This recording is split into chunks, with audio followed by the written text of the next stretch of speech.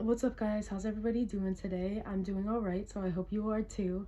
I'm pretty excited to look at this one because I'm going to be looking at every country England has invaded, and I know a decent amount, but I haven't seen all of them, so I want to see what this is about. I want to see, you know, what England has done, so let's get into this.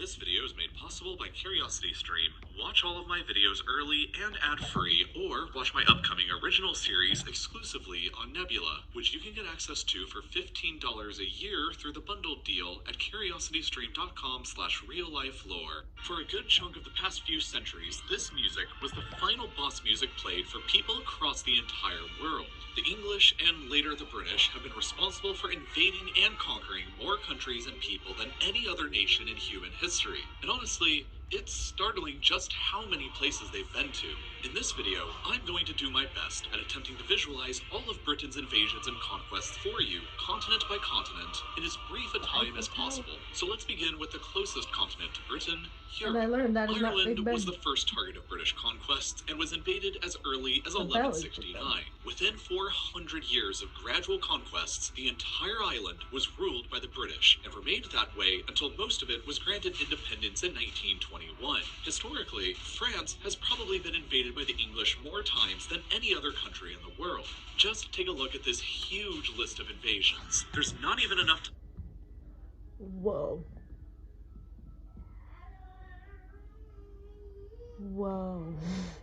I didn't know it was that much of France. And for a time, all of this territory inside of modern France was directly controlled by the English, with Calais being the final piece that fell in 1557. Well, except for that time when the British took over Corsica for a couple years. The British continued to invade Spain by the millions every winter, but in the past, they've come with a lot less friendly intentions. English and later British soldiers invaded under the Black Prince in 1367 and continued on through the first, second, third, and fourth raids on Cadiz, and that time when the British took over Gibraltar and Minorca. They gave Minorca back, but decided on keeping Gibraltar forever. In recent history, the British have invaded Belgium in order to support the Belgians. But that wasn't always the case. They conducted two pretty large-scale invasions of modern-day Belgium in 1654 and again in 1701. And Flanders itself was ruled by the English for a few years in the 14th century. The Netherlands was one of England's historical arch-rivals, and so there's been plenty of invasions going in this direction across the 17th and 18th centuries. In 1940, the British technically invaded and took over Iceland peacefully for a year in order to prevent it from falling into the hands of the Germans. But this was heavily protested by the Icelandic government at the time, so in my books it still counts as an invasion.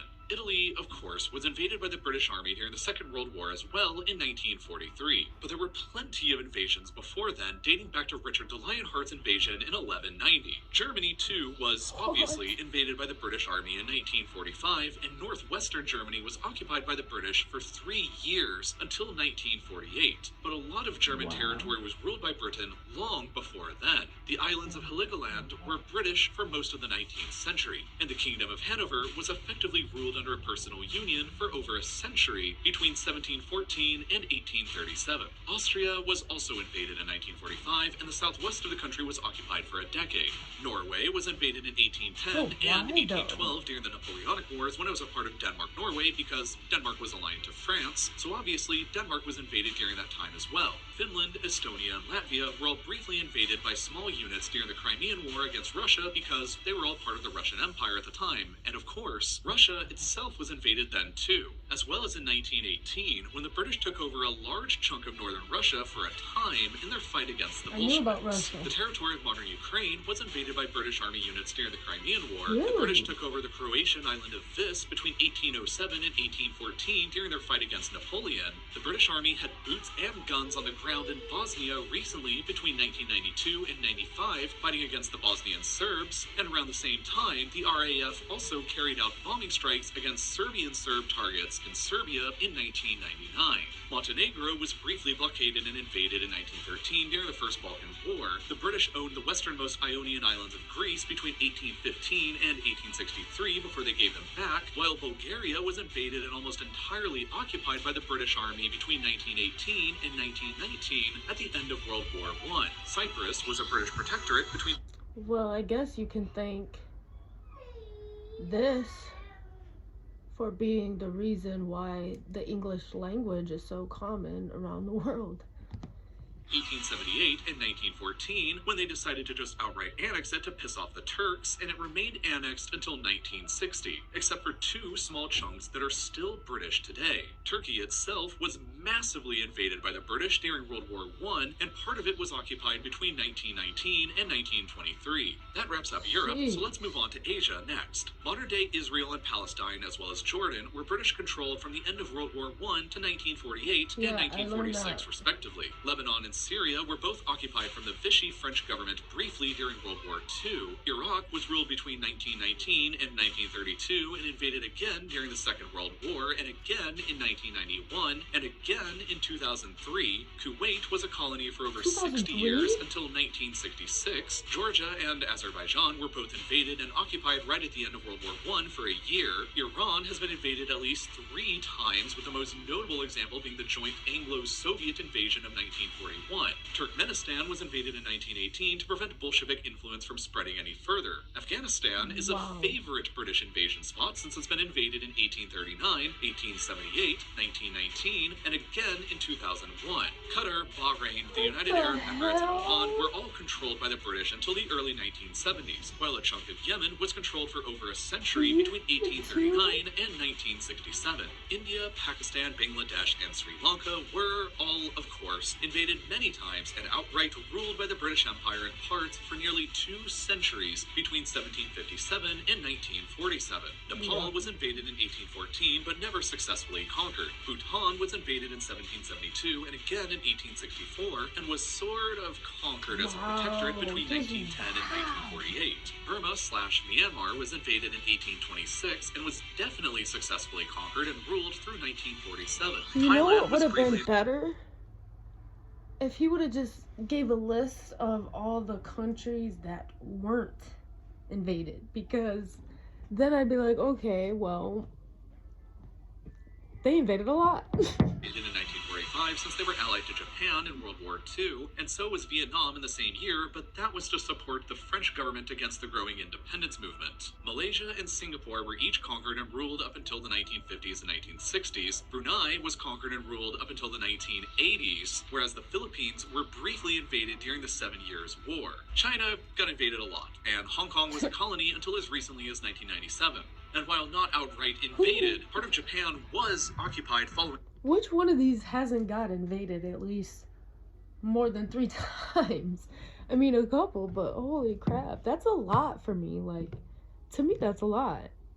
World War II between 1946 and 1952. And finally, Indonesia was invaded a bunch during the Napoleonic Wars since it was a Dutch colony aligned to France at the time. Next up, Oceania. Australia and New Zealand, of course, were invaded by the British and established as colonies that each gained independence in 1931. Papua New Guinea was also a British colony for a time, as were the island countries of Fiji, Kiribati, the Solomon Islands, Tuvalu, and Vanuatu. Let's move back over to Africa next, which the British have violently visited a lot. In terms of just places the British outright colonized after invasions, there's the Gambia, Sierra Leone, Ghana, Nigeria, Egypt, Sudan, South Sudan, Uganda, Kenya, Tanzania, Zambia, Malawi, Zimbabwe, Botswana, Namibia, and South Africa, along with parts of modern-day Somalia and Guinea. Senegal was briefly invaded and had some of their coastline taken over in the 1700s, while during the Second World War, the British invaded the French colonies of Djibouti, Madagascar, and Comoros after they aligned themselves with the Nazi Vichy regime, and the Italian colonies of Libya, Eritrea,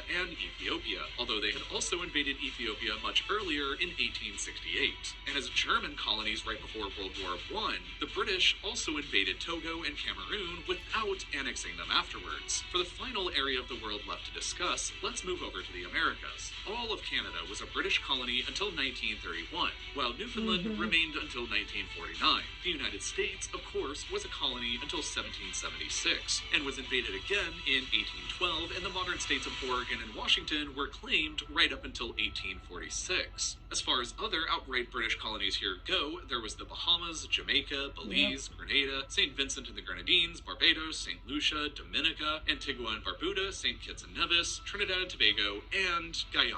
Besides colonies, Cuba was invaded and occupied during the Seven Years' War in 1762. Haiti was invaded in 1793 during the French Revolutionary Wars. The Dominican Republic was invaded way back in 1655 in an attempt at conquest under Oliver Cromwell. Parts of the east coast of Honduras and Nicaragua were conquered and ruled for nearly 2 centuries until 1819. They sent the Navy to invade Mexico in 1861 to force them to repay some debts, and during the splendidly named War of Jenkins Year, aka the more lame-sounding War of the Austrian Succession, the British invaded a lot of Spain's colonies, including Panama, a huge one into Colombia, and ultimately Peru. In 1796, the British took over Suriname Okay, because how it was did I a not know Dutch that? colony, and they were allied with the revolutionary French and later Napoleon. They also invaded Martinique and Guadeloupe because they actually were French during the Napoleonic Wars. Venezuela was invaded in 1902 as part of the so-called Venezuela crisis to force the country to repay some debts they had defaulted on, kind of like Mexico, while Argentina and Uruguay were both invaded during the Napoleonic Wars as well in 1806 when Spain and her colonies were still allied with Napoleon. And that pretty much sums up all of the territory the British... Okay, first of all, ooh, look at that. Haha, look at the cars. They look like little mini toasters. They're cute. Okay. Hold up. Wait a minute. I am absolutely just mind blown right now. Like, holy crap. I did not know it was that many. Like, just wow. ever ruled in all of the countries this small island has ever invaded. There are a total of 65 countries today who celebrate their independence days from the British Empire.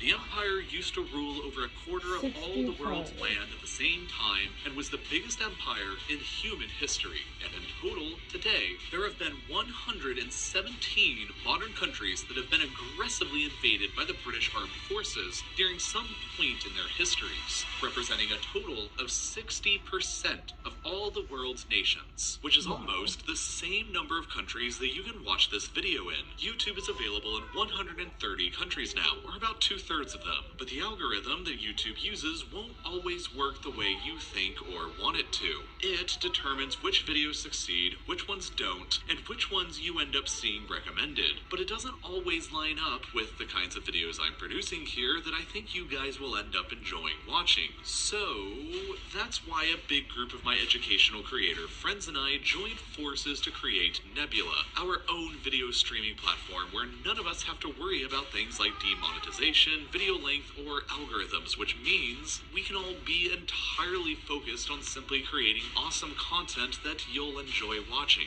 All of my real life lore videos go up at least 24 hours early before they do here on YouTube, and all without any kinds of ads or sponsorships. Plus, there's fantastic Nebula originals like Money, a game show hosted by Tom Scott and featuring a bunch of my creator friends in a series of psychological experiments that test their willingness to work together. And Oh, that seems interesting. Well, I am actually just blown away. Like, I don't even know what to say. I knew about a decent amount, but not that many at all. Not at all. I mean, I guess they had their reasons, right? He didn't explain every reason, but the reasons that he did say seem pretty logical, right? Anyways, if you like this video, give it a thumbs up, subscribe to my channel, and yeah, I'll see you in the next one.